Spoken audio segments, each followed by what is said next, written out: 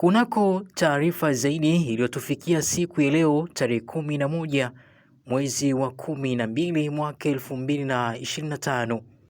Taarifa hii nitaisoma kama ambavyo ilivyoweza kuandikwa kuhusiana na kifo cha marehemu Jenista Joakim Mhagama, ambapo inaelezwa yeye alizaliwa tarehe 23 mwezi wa 6 mwaka 1967 na kufariki siku ya leo tarehe 11 mwezi wa 12 mwaka 2025.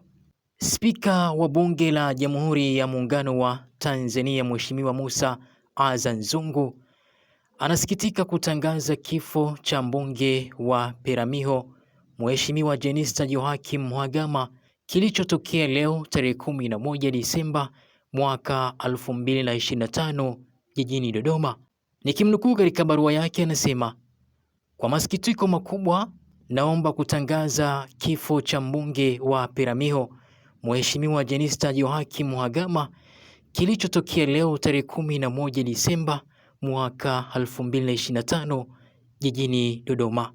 Natoa pole kwa waheshimiwa wabunge wote, familia ya marehemu, ndugu, jamaa na wananchi wa jimbo la Peramiho.